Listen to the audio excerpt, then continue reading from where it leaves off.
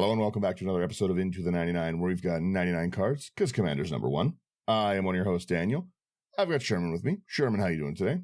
Doing good, but it's cold here. We have a snowfall warning. The snow keeps on falling. It's actually taller than my dogs right now. Yeah, I picked a horrible time to go back to work. It's just pounded since I think I went back to work on Monday. For everyone who listens, my leg is finally better, in quotes.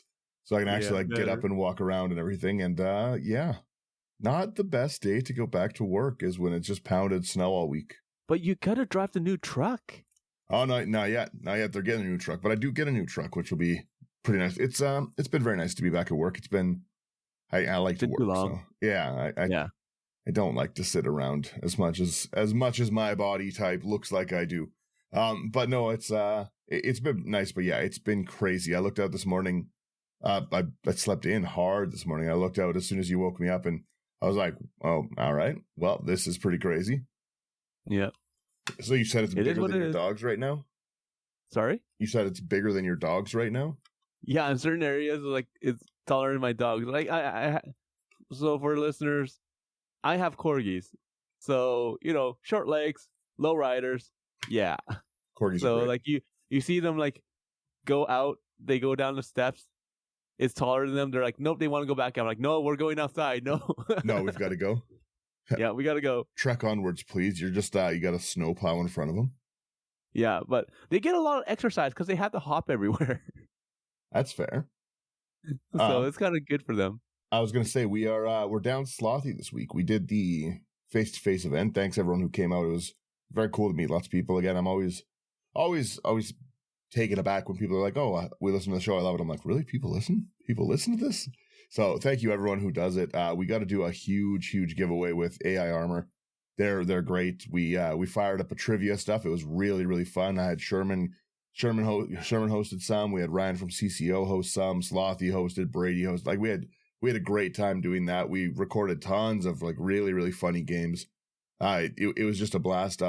I'll quickly hit our sponsors here, the houseofcards.ca, promo code IT99. They were great. They hooked us up with so much cool stuff to give away. If you use that promo code IT99, you'll get a discount on your list. Hopefully you'll want to build this one that we're talking today because it's cool. And AI Armor. Just go to AIarmor.com, buy their sleeves. You don't even need a promo code. They're just good. They're just really, really good. They help us out. So, I was just going to say though, it was a blast doing that this weekend. We've got a ton of footage to put up and stuff, but we're all sick. That's where Slothy is this week because that kind of happens sometimes at conventions. You're in such close proximity to everyone. Yeah. You talk to like hundreds of people and then, you just need one person that's sick and you interact with them. There you go. Yeah. And I think Slothy came down being sick a little more quickly than us, but you're over there coughing, I'm coughing, so we'll get through this one and stuff. Yeah. Do you have any comments on our face-to-face stuff before we jump into this one? Oh, it was busy. we met a lot of people and like we had a lot of good games, but it was busy. It was really busy. I was surprised at how busy it was. We showed up on Friday, and I was like, we'll go in a little bit later. The hall opened at, I think, 9 or something like that. And I was like, well, we'll show up at 10. Show up at 10 to set our booth up because we were mostly set up from the day before.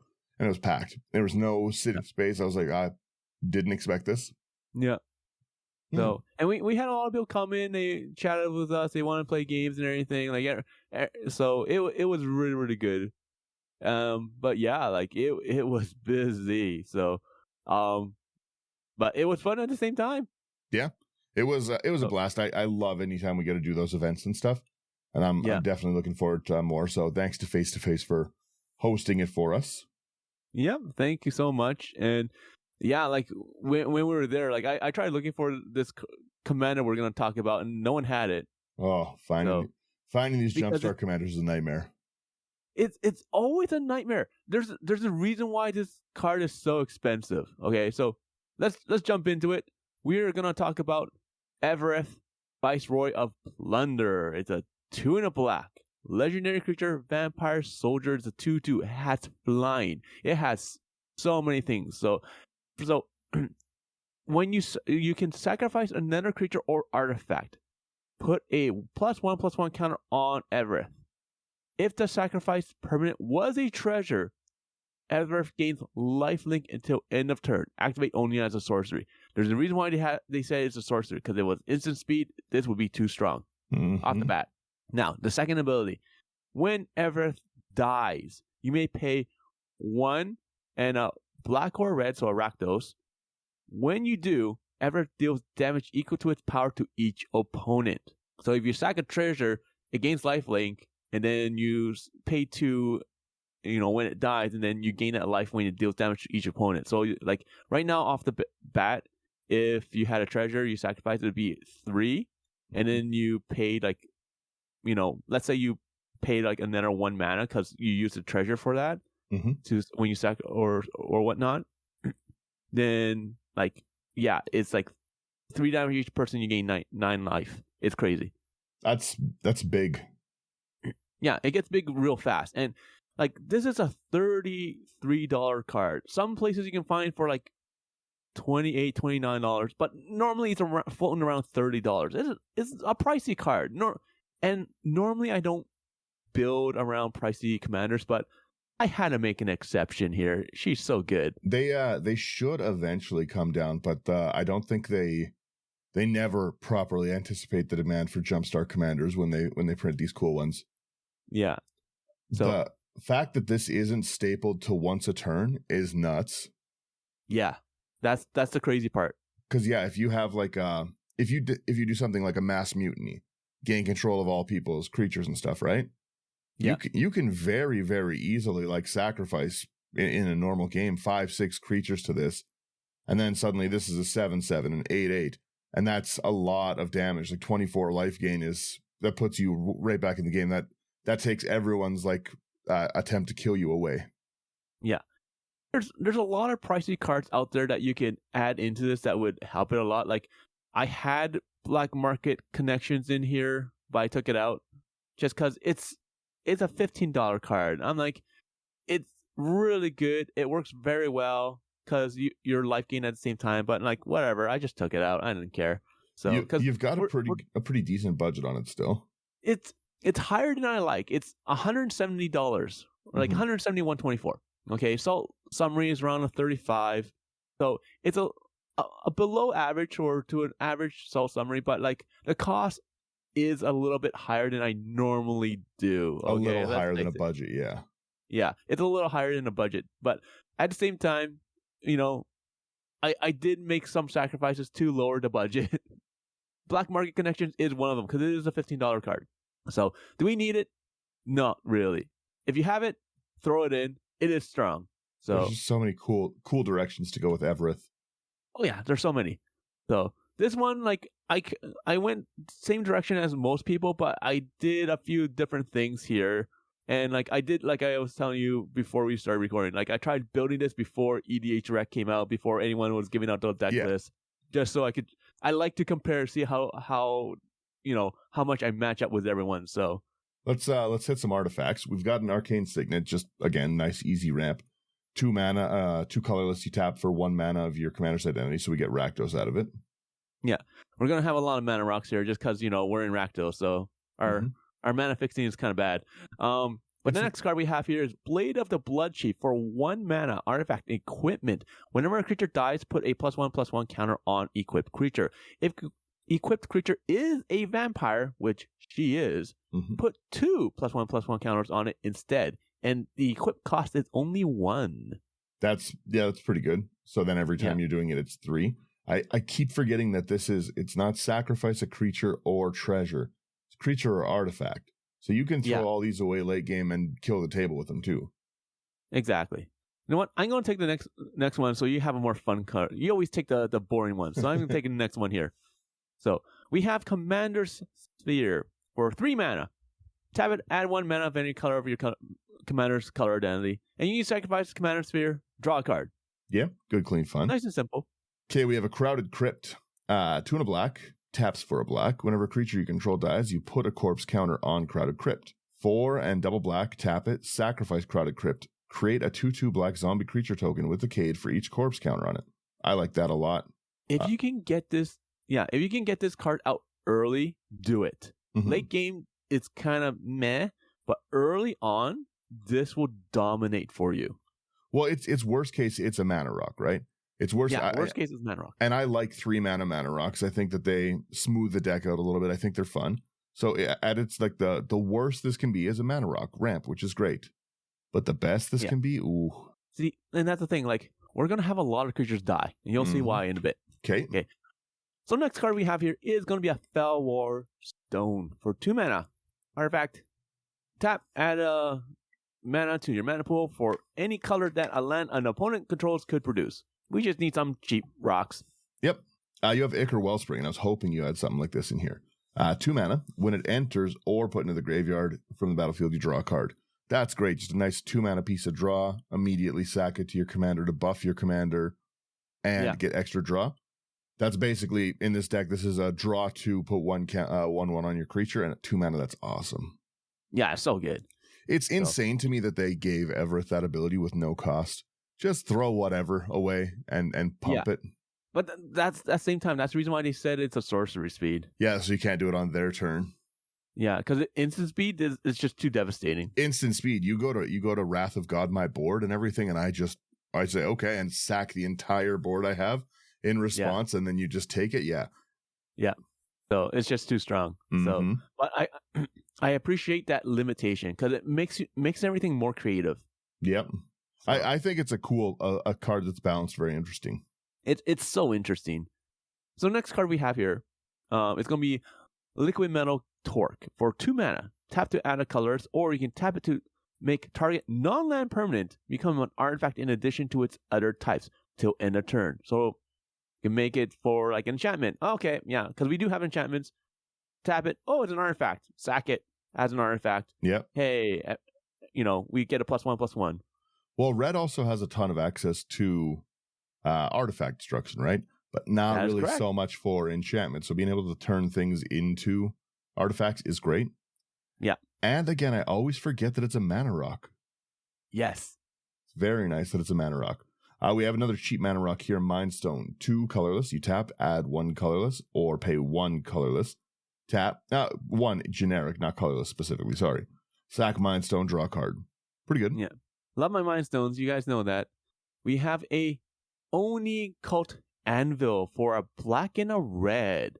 Whenever one or more artifacts you control leave the battlefield during your turn, create a 1/1 colorless construct artifact creature token.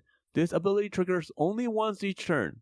Okay, you can tap it to sacrifice an artifact, and the anvil deals 1 damage to each opponent, and you gain 1 life.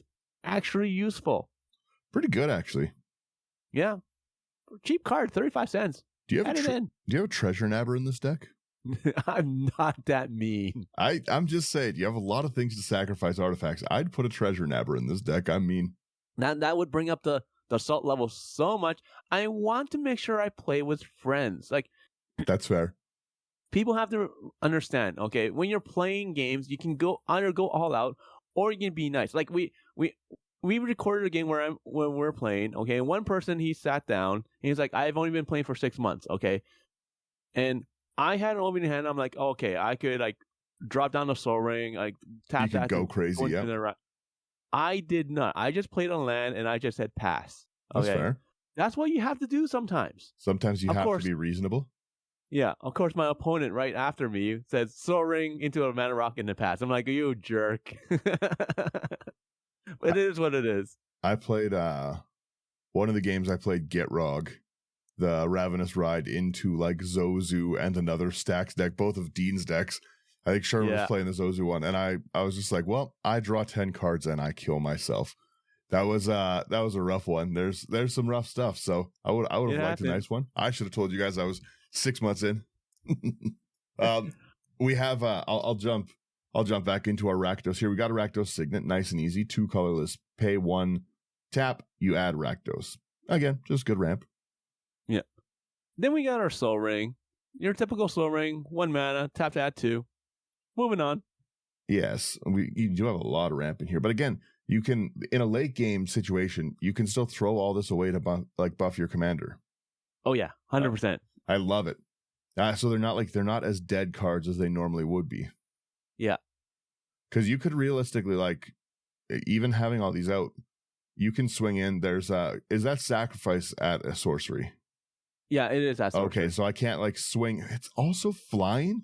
It's a lot. So it has evasion too. For 3 mana, it's pretty dope. It's a $33 card, okay? I thought it was a 5 mana. I am too tired for this shenanigans.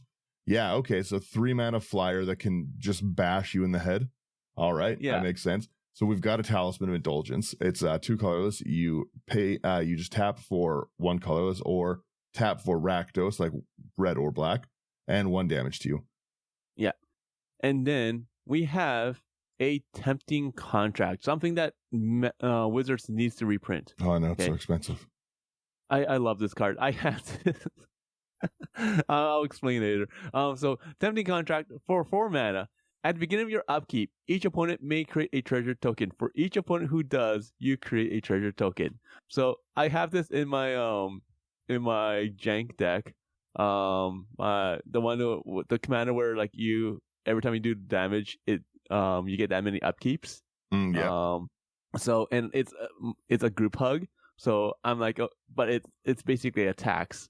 The so OB, it's like, okay, yeah. So like on my upkeep, you guys can draw cards, create treasures, and everything. However, it will go around the table and it will hit you guys for like commander damage. Do you want to pay the tax? If you don't, the other 2 players will be pissed at you because they already paid the tax.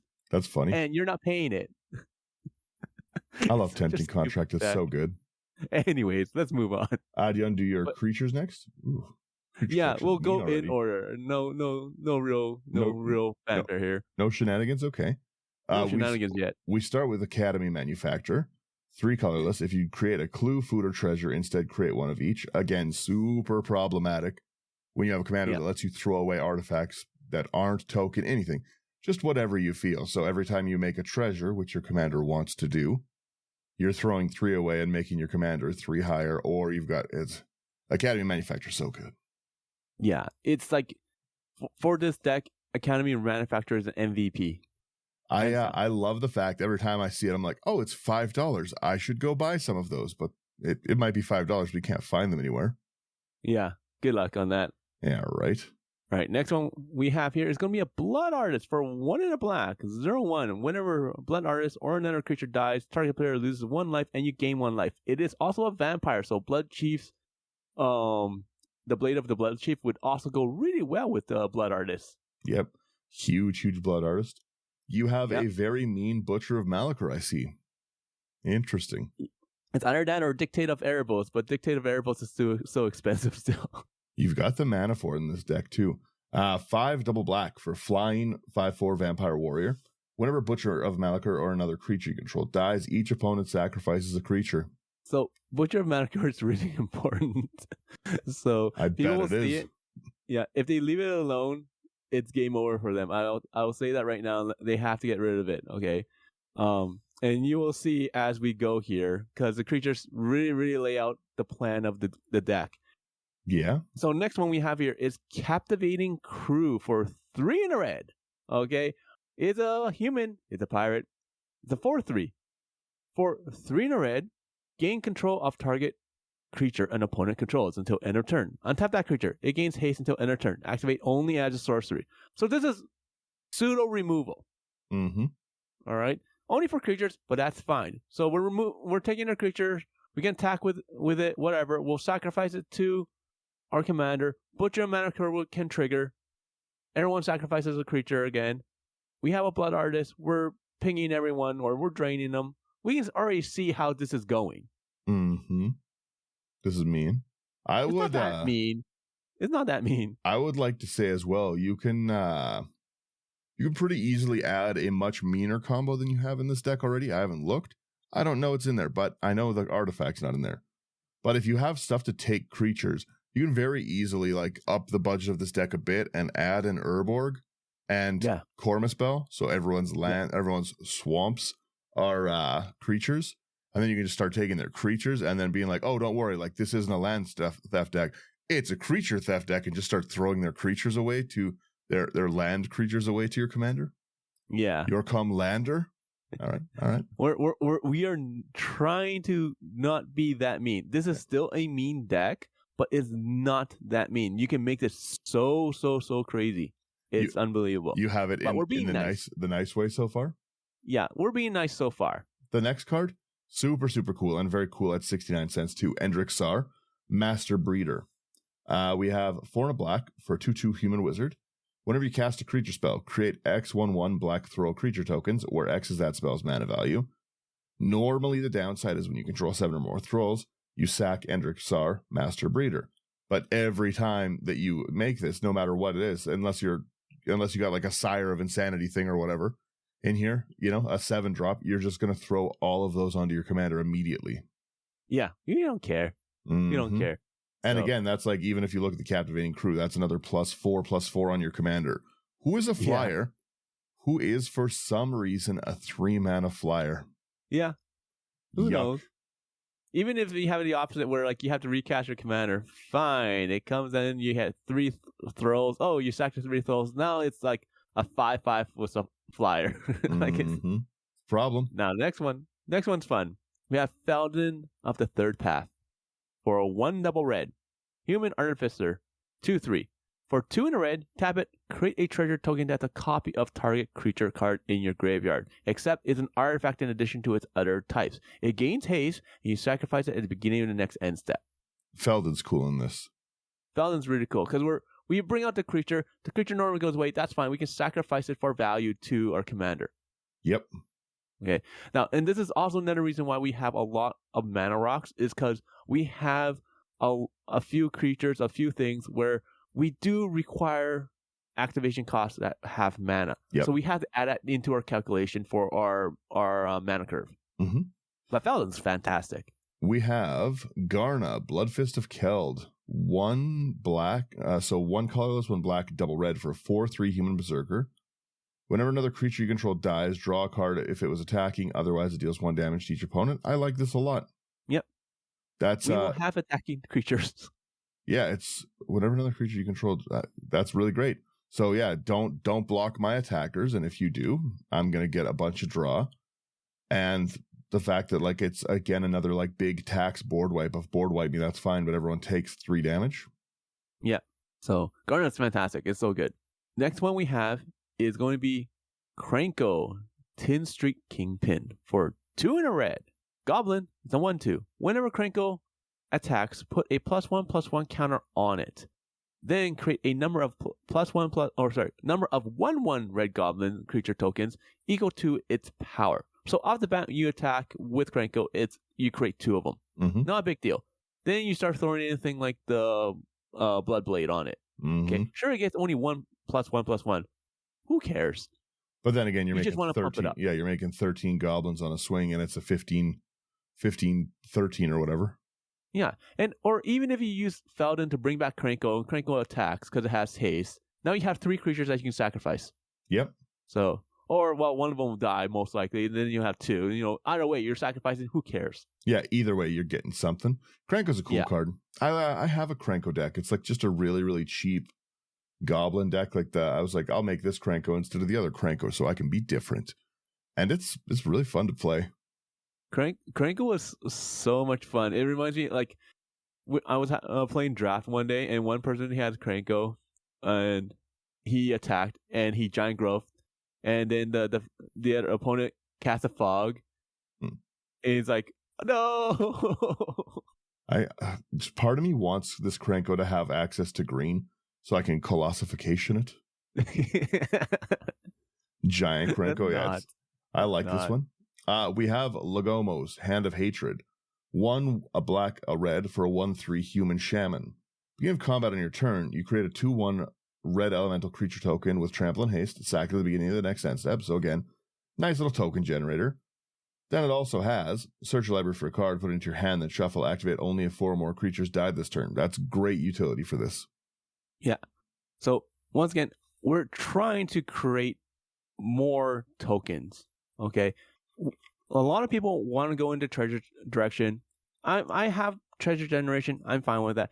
I want to do the creature tokens that you create and then sacrifice them to our commander, because most of them are just like sacrifice at the end step. Sacrifice at end step. Fine. I I don't care. I'm not going to get to the end step for them to be sacrificed. I'm just going to sacrifice them to my commander, make it big, and just keep on. Every time it's my turn, I have like 5 or 6 of them that are generating creatures, and that's just going to feed my commander. So they have to either take out my commander or take out these token generators. Take out my token generators. My commander attacks them, hits them for big.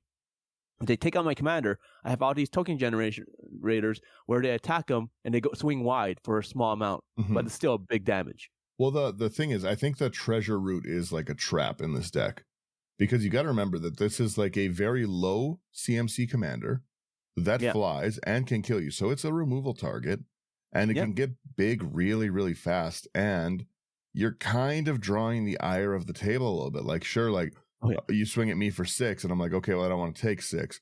So I kill your commander, and then suddenly everyone takes 6. Well, now you've kind of irritated the table. Be like, well, I didn't want to take damage. He was attacking you, not me. Yeah.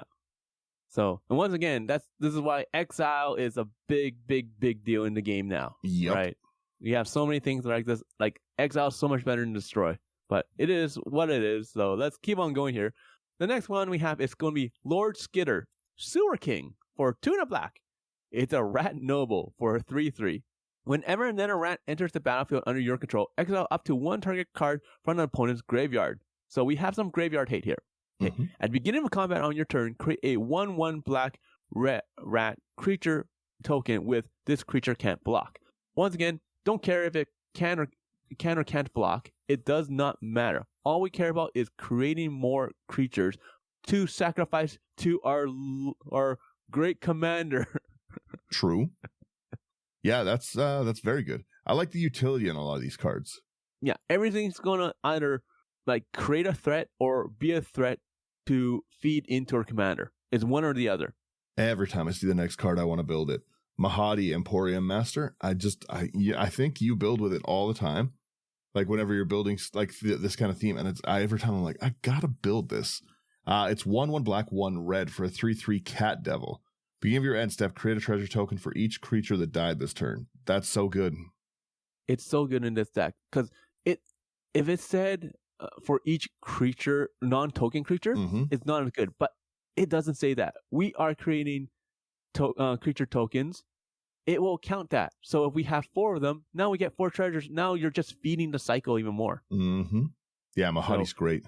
Yeah, it's another MVP of the deck. And then we have your traditional Marionette Master for 4 double black. Human Artificer 1/3 has Fabricate 3.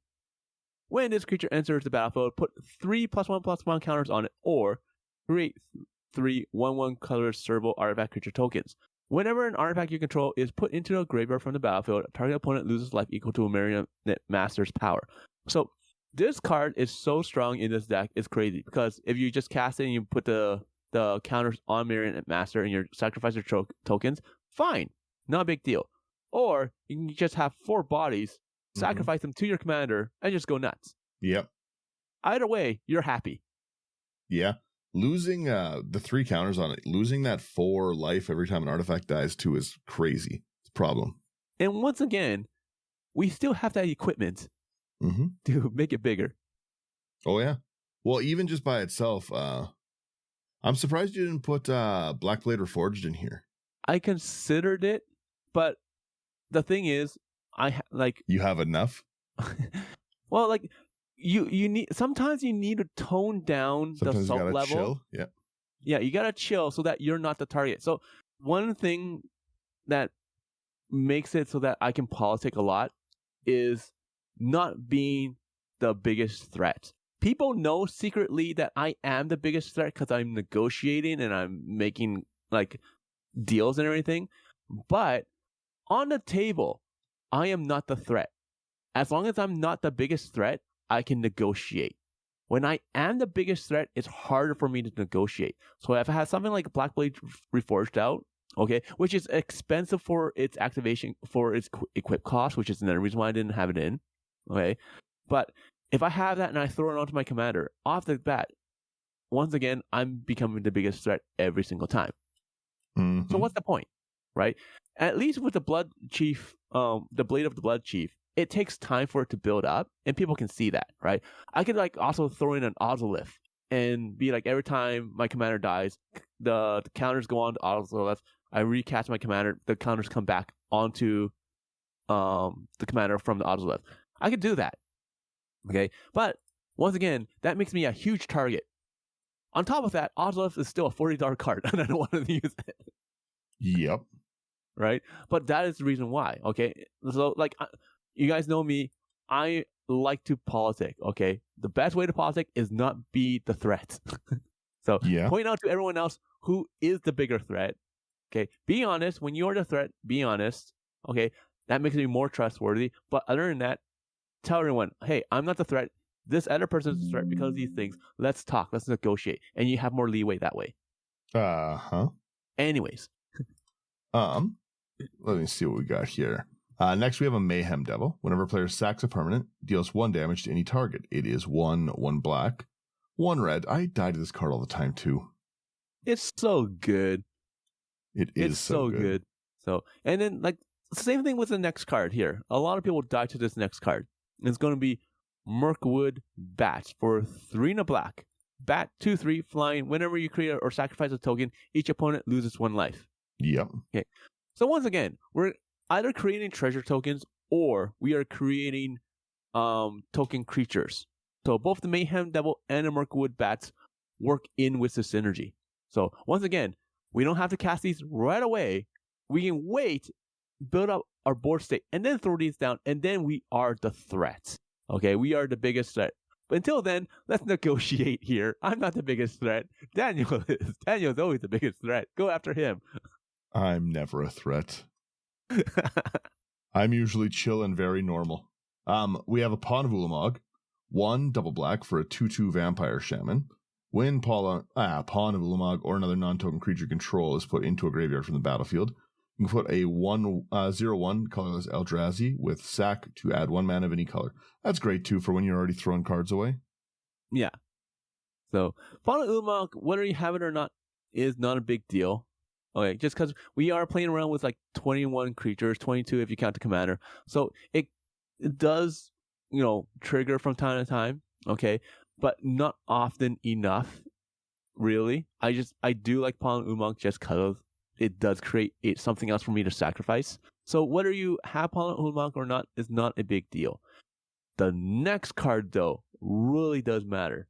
And that is Pitiless Plunderer for 3 and a black. Human Pirate, 1/4. Whenever another creature you control dies, you create a treasure token. Yay! I love the fact that it doesn't say non-token creature.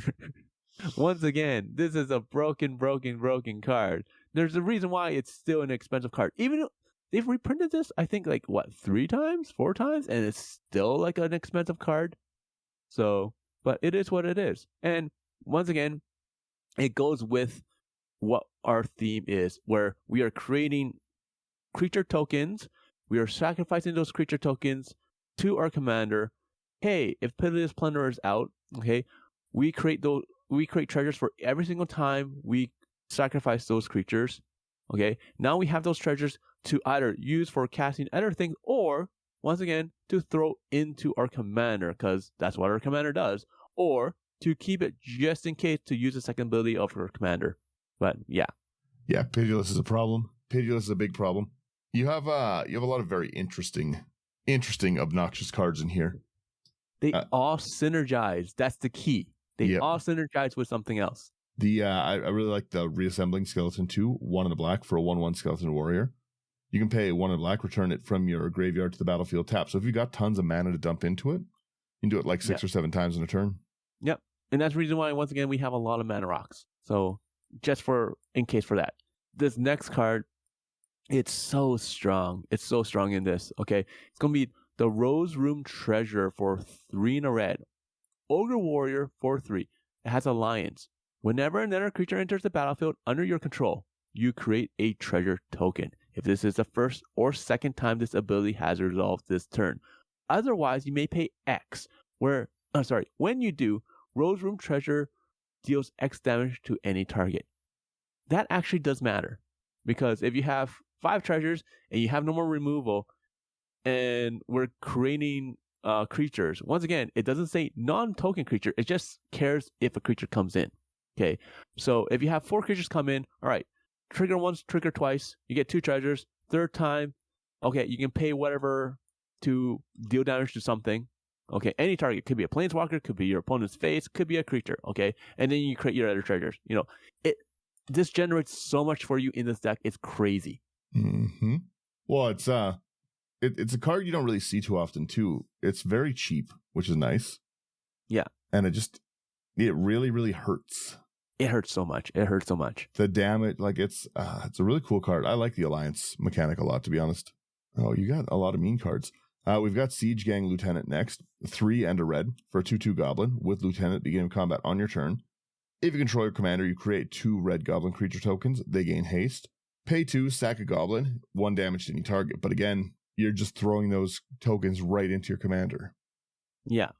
So we need those creatures out. Okay, you can keep them for defense if you really want, but for the most part, we're gonna throw them into our commander, make our commander really, really big, and go from there. Okay. So, and this kind of goes into our next card here. It's why do I always pick these cards where I can't pronounce them? Tilonali's Summoner. There we go. Haha. For 1 and a red, Human Shaman, 1/1. It has Ascend. Okay, so reminder, if you control 10 or more permanents, you get the City's Blessing for the rest of the game. Okay, that never goes away once you get it. All right, and you only get Ascend if a card comes out that has Ascend first. Mm-hmm. Now, when the Summoner attacks, you may pay X in a red. If you do, create X 1/1 red elemental creature tokens that are tapped and attacking. At the beginning of your next end step, exile those tokens unless you have the City's Blessing. Yeah. Whether we have it or not, we don't care. We just want to generate more creatures. So, and you can like make a deal and be like, okay, like Daniel, Slothy is the problem here. Mm-hmm. Okay, let me attack you with the Summoner. Okay, I only want to create like 2 1/1s here. All right, so it's gonna be, you'll take 3 damage. 3 damage isn't that much. All right, just I just need a City's Blessing, and I just need these creatures up for blocking, and then I can sacrifice it and swing in at Slothy after. Mm-hmm. Okay, this is how you negotiate. You don't have to go like, okay, Daniel, listen here, Slothy's the problem. Let me swing in with a Summoner. Let me pump you and deal like 8 damage to you. You're never gonna take that deal. I don't know. Sometimes I take pretty interesting deals. That's true. Yeah. But let's face it, okay? Most people won't. That is fair. We've got Azulaport Cutthroat as well, just another classic. 1 to black for a 1/1 human rogue ally. Whenever it or another creature you control dies, each opponent loses a life and you gain a life. Yep. We have a lot of creatures. Once again, we're abusing the fact that it does not say non-token creature. Yeah, any creature. Doesn't matter. We're accepting here. Yeah. We have a lot of mean cards, but according to the Assault Summary, it's only a 35. We're still good. We're not in the 40s. It's not as mean as it could be. With a Treasure Nabber. There was no Treasure Nabber in the list. Nope. I kept my promise. That is a mean card in this deck. Yep. So if you really want, Daniel, I can rebuild this and make a non-budget deck, and it will be mean. I like it. I like seeing your mean stuff every now and then. We'll see. Let's continue on with enchantments here, because these enchantments are still kind of mean. Yep. We're gonna start off with a good one here. It's gonna be Bastion of Remembrance for 2 and a black. When the Remembrance enters, create a 1/1 white human soldier creature token, and whenever a creature you control dies, each opponent loses 1 life and you gain 1 life. So far, okay, we have how many creatures here? So like we have 1, 2, 3, 4, 5, 6, 7, 8, 9. We have 9 creatures that can create creature tokens for us. Mm-hmm. That's not bad. So we're running around like a 9-10% of drawn into these cards. Okay. Well, and a lot of them auto-generate that damage. Yeah. All right. So when they do all this, and Bastion of Remembrance says, once again, whenever a creature you control dies, like that includes the tokens. We don't care. So everyone's taking damage. We are going to be the problem once we throw this down. People will know that. So we need to be careful here. Well, you've got so much like aristocrat theme just like built into the deck, right? Like just baked right into it. Yeah, it's kind of scary. We have Elemental Mastery. It's a little pricey of a card, like for cost-wise 4 to get out, but your commander's so big a lot of the time that you're going to be able to generate so much with it. It's 3 in a red. It's an aura, enchant creature. It has tap, create X/1/1 red elemental creature tokens with haste, where X is this creature's power. You exile them at the beginning of the next end step. But for your commander, this is just like basically like tap, double its power. Yeah. Right? Like that's basically what you're going to do is just like tap, put like 13 on, throw it away for 13. And it's problematic because, okay, well, now your commander's an issue. Sure, it's tapped, but it has to die. I've got to kill this commander, right? But then again, now everyone is taking, 13 damage across the table. If this is at like a 6 and I can pump this up, let's even say it's 12, right? That's 36 damage on removing it. And that's bad. That's bad news, Bears. Plus the fact that you have aristocrats. Oh, yeah. So there's a lot of times killing your commander might drain the table 20 or 30 damage. Yeah. It's stupid. So like it is 4 mana, so it is in a way pricey for like the CMC. Yep. Okay, or mana value, whichever one you prefer. Okay. But it can be devastating because of that. So yeah, a great card, fun card. So I wish you see it used in play more, but it is what it is. The next card we do have though is going to be Greed for 3 and a black. You can pay a black and pay 2 life, and you draw a card. Nice, simple, effective. We need more card draw anyways, and we're kind of life gain, kind of not, kind of are, because we're a bit of an aristocrat strategy. So paying a 2 life to draw a card is not a big deal. You can make it back, yep. Yeah, we can get it back easily. We don't care. Again, your commander just having potential life gain built in. Problem. Yeah. And then we have like the Blood Artist, we have Zulaport, we have the Bastion of Remembrance, we have all these things that let us gain life at the same time. So we are partial life gain. Yep, I agree. Ooh, you have another mean one. Ride of the Raging Storm, 3 double red. Creatures named Lightning Rager can't attack you or planeswalkers you control. Great. Beginning of each player's upkeep, that player makes a 5/1 red elemental creature token named Lightning Rager. It has trample, haste, and sack at the end step. So again, it's great for what we already want to do. It forces other people to have these extra things. At least it's not goated, so they don't have to attack with it. But a lot of your stuff triggers when anyone's stuff dies. It doesn't matter who. Yeah, exactly. So like we are secretly the problem. We gotta sandbag a little. We gotta hold back. But we are always the problem. Let's face it. We are always the problem. This next card, I don't have any copies. Sorry? What? The next one's mean, Sherman. Who hurt you? I've never played with this card. I want to play around with this, okay? This is such an interesting card, okay? Scavenger's Talent for black. All right, it's an elemental class from the Bloomburrow set. Whenever one or more creatures you control dies, you create a food token. This ability triggers only once each turn. All right, cool. No problem. All right.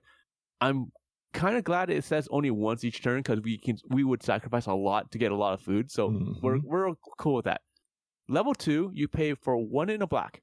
Whenever you sacrifice a permanent, target player builds 2 cards. That's what I was saying. That's rough. That's really mean. Now, will we get to level 3? I don't know. Because once again, I have not played with this card yet. Okay. But for 2 in a black, at the beginning of your end step, you may sacrifice 3 other non-land permanents. If you do, return a creature card from your graveyard to the battlefield with a finality counter on it. Whether we actually do this or not, I'm still kind of Okay, level 2 is what we definitely want. Okay, but at the same time, it's a scary card. Even at dropping down at level 1, if it only had the level 1 ability at 1 mana, it would be so good in this deck because you still have that ability to throw your artifacts away, right? Yeah. So you've got life gain potentially built back into it to feed the greed. Or again, like I said, you just have an extra token to throw away. Like that's already good. before the mill. Exactly. So it's just one of those things that is just so stupid. It's pretty good. We have a shiny impetus, 2 and a red. Enchanted creature gets 2/2 and goaded, and whenever it attacks, you create a treasure token. I like all of that. You keep a problematic creature away from you. It has to attack. It makes you treasures. Yeah. And you waste someone else's removal. Mm-hmm. So it's fantastic. I love it. Yeah. Okay. Let's jump into the instance here. So we have a very small amount of instance. I do like interaction, but at the same time, we're gonna be the problem. So we're gonna be once again sandbagging quite a few of these because all of our threats are gonna be on the board, right? So we're gonna start off with Baleful Mastery for 3 and a black. You may pay 1 and a black rather than pay this spell's mana cost. If the 1 and a black cost was paid, an opponent draws a card. So you're basically gifting a card, which is fine. Okay. Exile target creature or planeswalker. So you will always gift a card when there's more than one opponent. Yep. Okay. Because you want to make allies. Yeah, I'm always making a friend. Yeah. All right. So we don't care. Yeah. I like this. We have body count as well of an interesting one. 2 and a black. It has spectacle. You can cast it for its spectacle cost rather than its mana cost if an opponent loses life. Very easy. And you draw a card for each creature that died under your control this turn. That's good. This is a phenomenal card. Okay, so let's say we have like 3 token creatures. Okay, let's say they're elementals. All right. Sack 1. And then we're aristocrats, so somebody loses life. Okay, then you sack the other 2. All right, pay the 1 black for the spectacle cost. Now you're drawing 3 cards for 1 mana. That's just with 3 token creatures that we created. We're gonna make more than 3. Well, again, too, it's very nice to the board wiping this deck's a problem because you might die aggressively, like you might take just a ton of damage right out the gates. But then all of a sudden, you 1 mana. I would throw in the Finale of Glory. It's not that one, but it's I can't think of the name right now. It's when you put all the creatures that died this turn back into play under your control. It's a battle bond card. You know what I'm talking about, right? Yeah, for 4 and a black. Yeah. Some bonus? No, I'm not bonus round. I know what you're talking about. I know which one you're talking about. Battle Bond. Let's look it up real fast. Black Instance, yeah. Let's see. I found it. Thrilling Encore. Thank you. Put onto the battlefield under your control all creature cards in all graveyards that were put there from the battlefield this turn. Oh, you know how brutal that would be? You, someone finally board wipes because you're such a problem, and you Thrilling Encore everything back in this deck. Ugh. It's a great card. It's so much fun. I remember, they did finally reprint it, so the price did drop a lot. So if you can, try to pick some up. But it used to be like a $10-15 card. I put that and Stunning Reversal in too many decks. Stunning Reversal, I think, is just so funny. Every time I can't lose, the next time I would lose, my life becomes 1, and then I get to go and get a bunch of things. The problem with a deck like this is you have 10 I lose life triggers, so I Stunning Reversal, and you're like, okay. And then I still die as soon as that resolves on the stack. Yeah. Too bad. That's why I have the mill stuff. It's like, okay, you Teferi's Protection? Fine, I'll just mill you out. Yeah. So I don't care. Mill is an easy way to get that win too. I'm so sick of seeing people play Teferi's Protection. I'm just nope. Yeah. I'm gonna find ways to get around that and kill you still. I don't care. It feels good to kill someone through a Teferi's Protection. That was at trivia. That was one of our questions is how do you kill a player through Teferi's Protection? And it's fun. Yep. It brings salt, especially because they've lost their lands. So even if they have responses later on and stuff, right? You see it a lot in control heavy decks, lots of interaction decks. You just pass the turn or pass the phase. Okay, I go to combat. Now they have no mana, and you say, "All right, now what's up?" Yeah, there you go. Yeah. All right, continuing with our interaction here, we have Bolt Bend for 3 and a black. This spell costs 3 less to cast if you control a creature with power 4 or greater, which does matter for our attack. Change the target spell or ability with a single target. So it's just in a sense, a cheaper deflecting SWAT. Mm-hmm. I love it in place because it's of only like a deflecting $4 SWAT, card. Yeah. Yeah, 3 less, so you paid for 1 easy. We've got a Chaos Warp, which I think is like I think you have to have it in a red deck. Yeah. It's just so good. It's 2 in a red. The owner of target permanent shuffles it into their library, then reveals the top of their top card. If it's permanent, they put it onto the battlefield. Not optional, we found out. Yep. So it's just we have problems with enchantments, so we got to do it.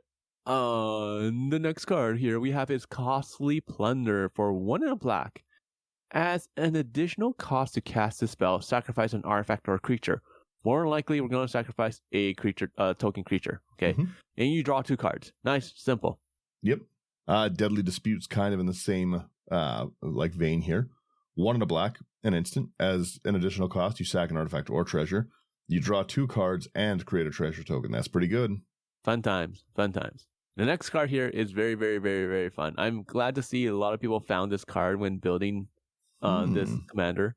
It's Fatal Frenzy for 2 in a red, instant. Until end of turn, target creature you control gains trample and gets +X+0, where X is its power. Sacrifice it at the end of turn. That's bad. That's very bad. That's so good. Yeah, because again, like I said, my commander's like a 6 or a 7, so it goes up to an 11 now, and it's gonna sack. So I'm gonna hit you for 11 with flying. Yeah. Then I sack it, and then I'm gonna drain 33 from the table. Yes. Yeah, that's bad. That's bad news bears. You can't let that happen. So fantastic. So fantastic. And trample is a problem too. Yeah. Because you might just straight kill someone with commander damage. That way they think, oh, I've got a few Thopters to block it. Yeah. So. Yeah. And like, even if you don't attack, you don't care. You're just doubling the power. Mm-hmm. So, yeah. You've got a Fling as an additional cost to cast it. You sack a creature. Deals damage equal to sacked creature's power to any target. So again, a great piece of removal to blow someone off the board with. 100%. And the last one is a game finisher that a lot of people don't see until you cast it. Mm-hmm.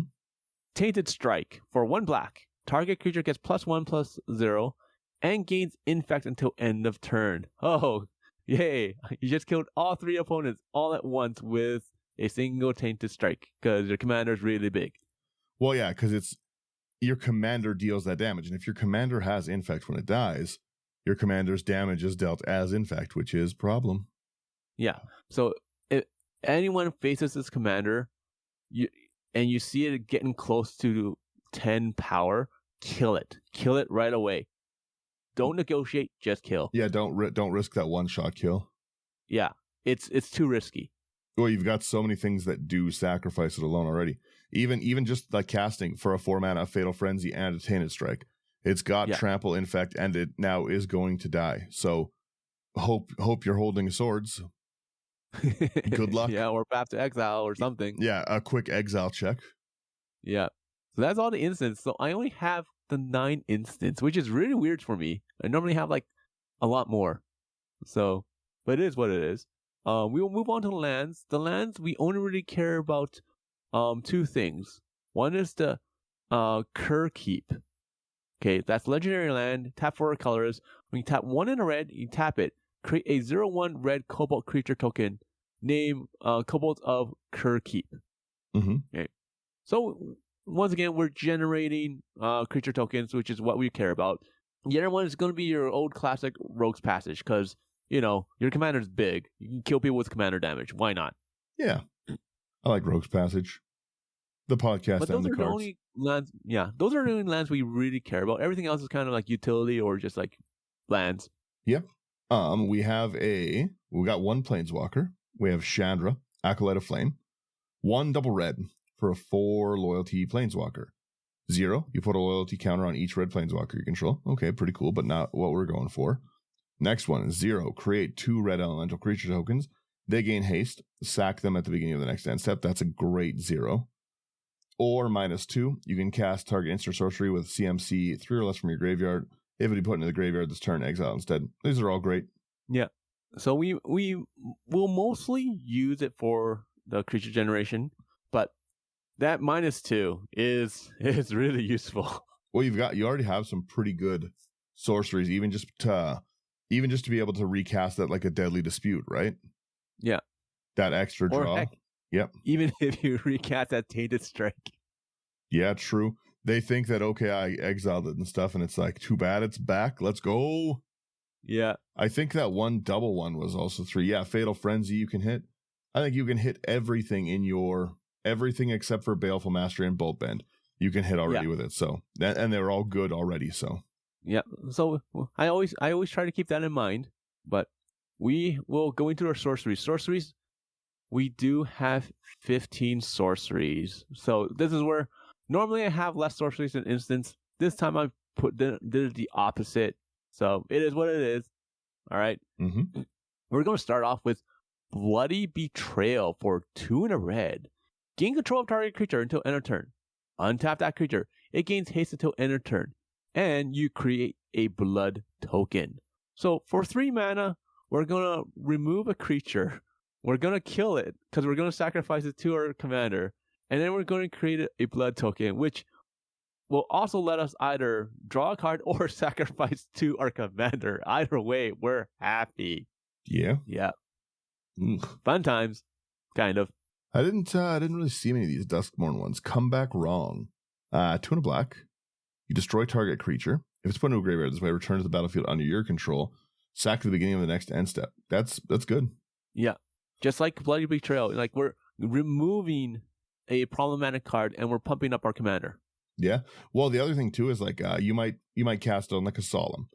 So now this turns into like a ramp because you're going to get their ETB. Also pumps your commander. I like this one a lot. It's very cool. Yeah, it's fun. Also, that's why you always burn the bodies. That's funny. Oh, it reminds me of the first Resident Evil. You gotta burn those stupid corpses or else to come back as a red zombie. Yeah, right. Okay, we got a Damnable Pact for X double black. Target player draws X cards and loses X life. We don't care. We're gaining life. We just need a card draw. Yeah. Yeah, we do. Feed the Swarm. Great. Oh, it has really cool new artwork from Duskmourn. 1 and a black. Destroy target creature or enchantment opponent controls. You lose life equal to that permanent's mana value. I didn't even know that Feed the Swarm was in there, but that's really, really good artwork. Yeah. Fantastic new artwork. I love it. We have the next card. Final Act for 4 double black. Sorcery. Well, because we're in sorcery. Choose 1 or more. Destroy all creatures. Destroy all planeswalkers. Destroy all battles.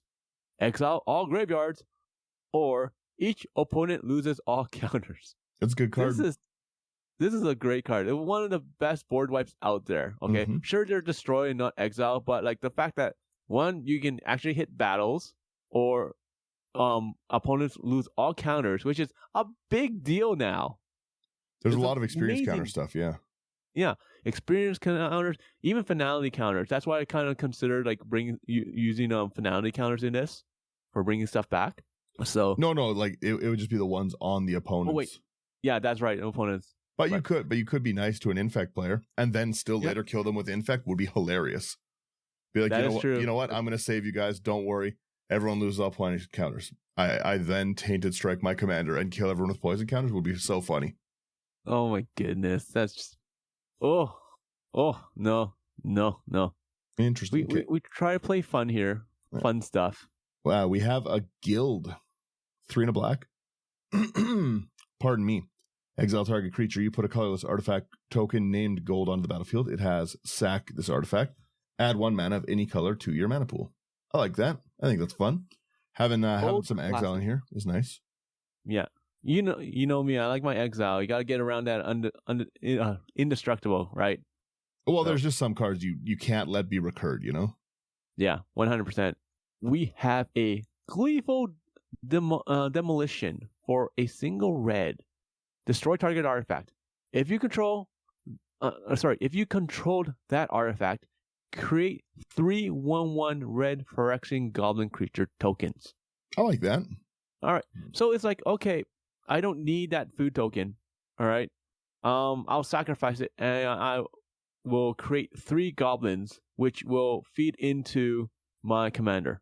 Yeah. So once again, we're just creating more creatures just so we can feed into our commander. We don't care. I like that. I think that's cool. A Heartless Conscription. This is a heavy cost. 6 double black. Ooh, gross. Exile all creatures.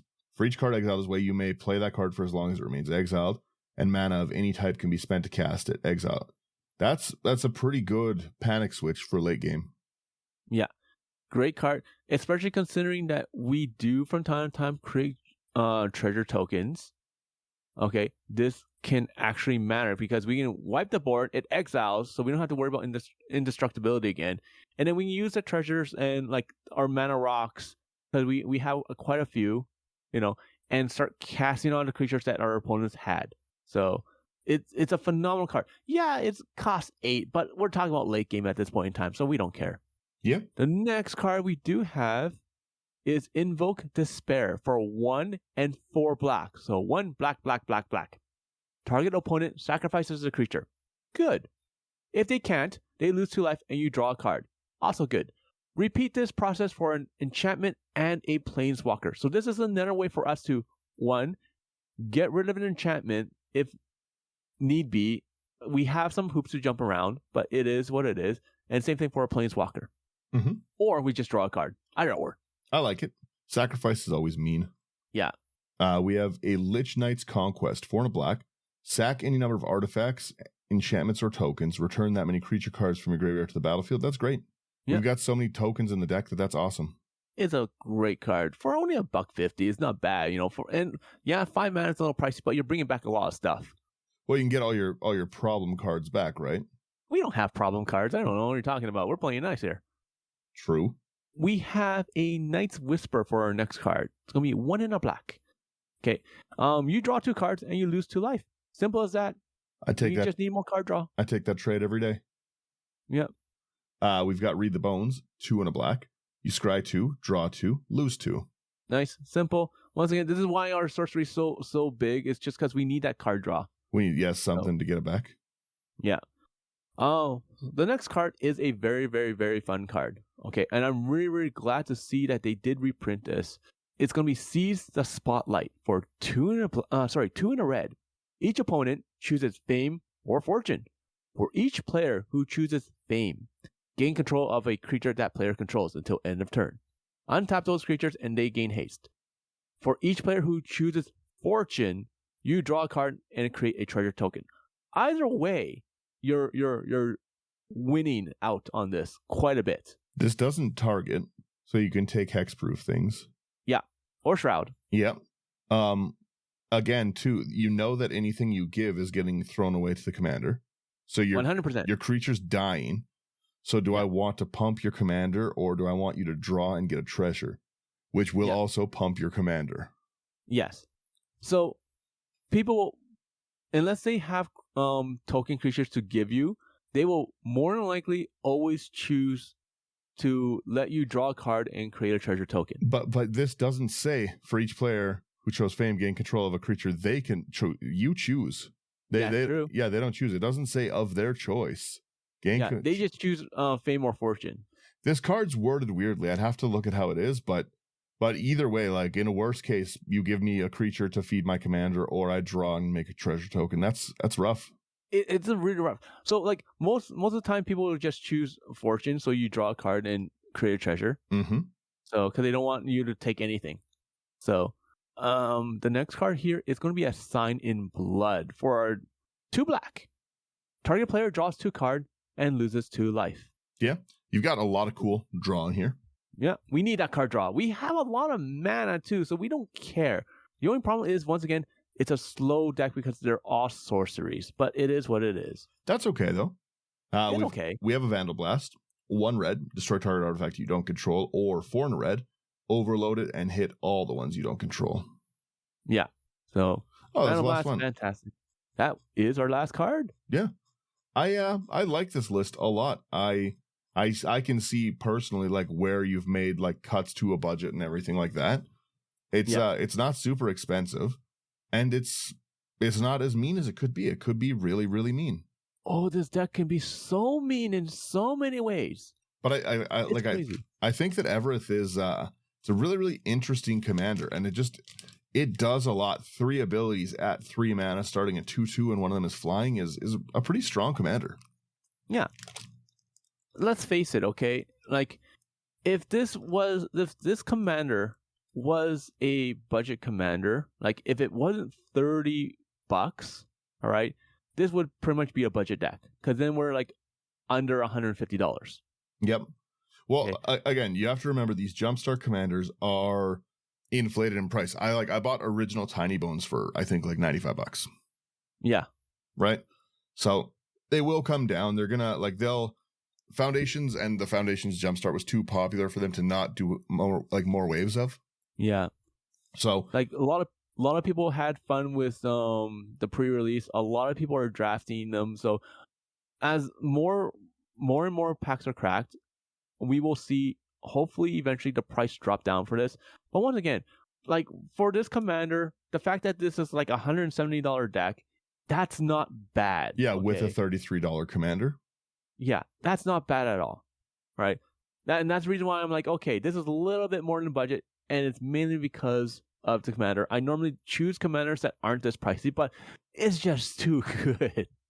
One, that there's a few higher pieces that you could get rid of, like your tempting contract, like your blade of blood chief and stuff.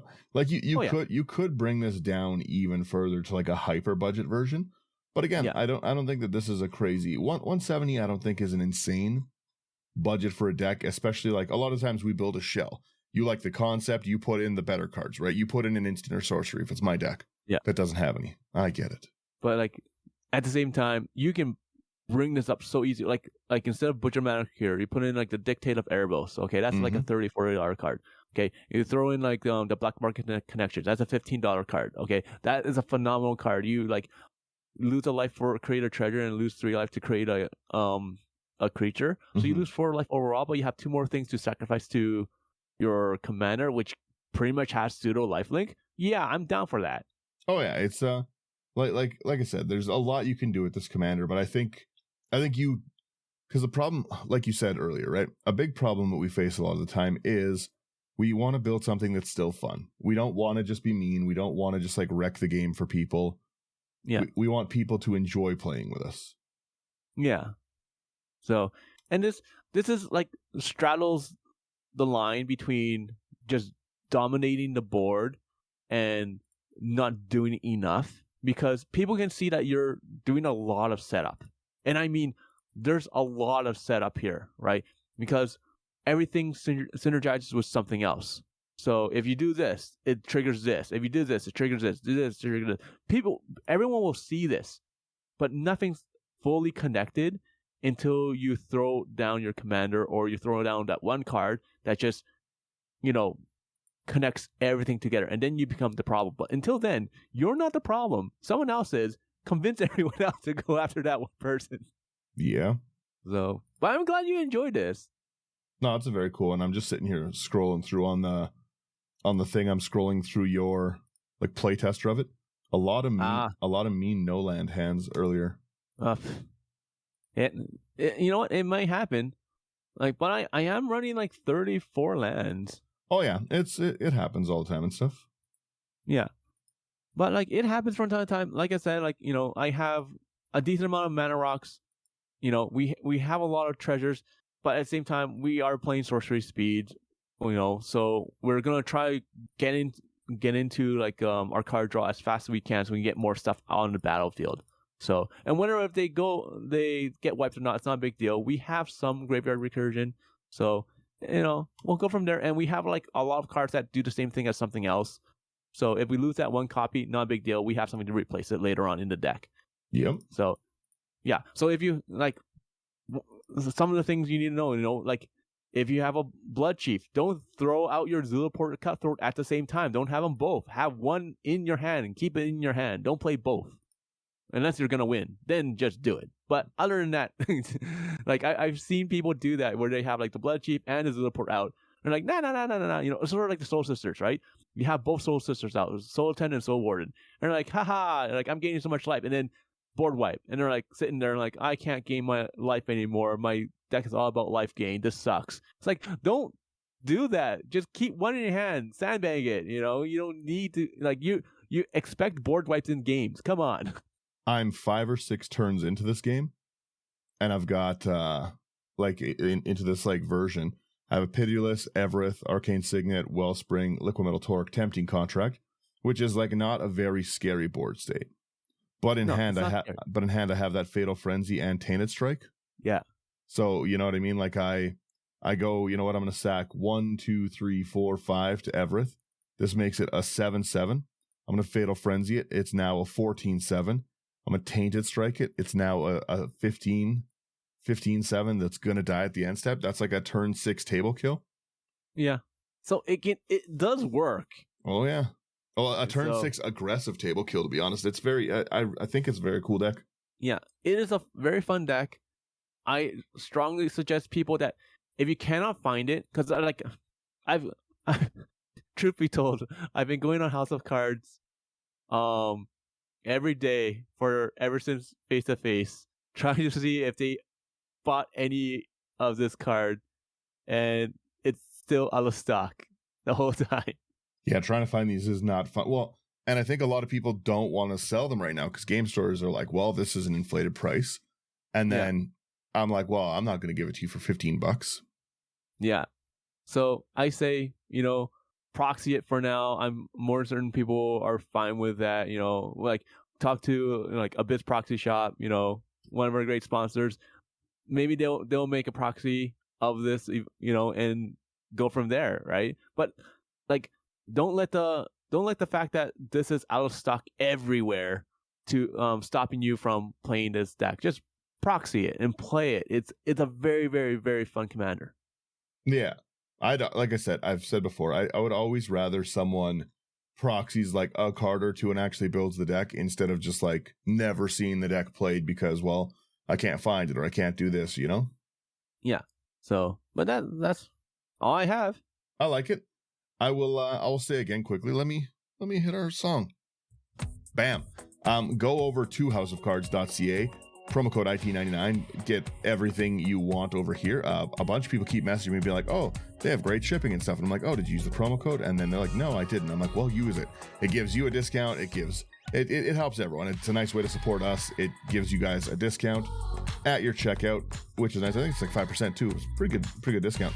Very, very fast shipping. Go to AI Armor for sleeves. They have all these new guild sleeves. And I honestly need to take like so many of them. The new guild multi-mana sleeves are so crazy. Other than that, thank you guys for listening, getting through the episode, hearing our nonsense shenanigans. I want to know what you would put in Evereth and stuff. Obviously, there's a ton of ways to really power this deck up, but like, would you make it more mean, or would you lighten the load on this, make just a budget deck? Because stealing people's stuff is kind of funny, but it can solve the table. And yeah, that's basically it. Thanks to everyone who came out to the face to face. Slothy start feeling better. I think I've hit all our bases. Yep. Check out AI Armor. Check out their sleeves. They have a lot of great ones and everything. And once again, Abyss Proxy Shop. Check out their proxies, their cards. They're fantastic. They're so nice. Oh, I also wanted to say thanks for everyone who played trivia with us. It was a lot of fun and everything like that. I'm going to be working on those videos as soon as I'm done recording this, so we'll have that up and everything. Go check out our trivia clips. They're going to be on both like the Into the 99 page and then like a Firemind page too. And that's it. Thank you guys. Brush up on your trivia because we're going to be places playing them more and more and more. Yeah. The more people play trivia. Everyone. Yeah. The more people play, the more we come out. It's good. That's it. Yep. No more music. No more episode.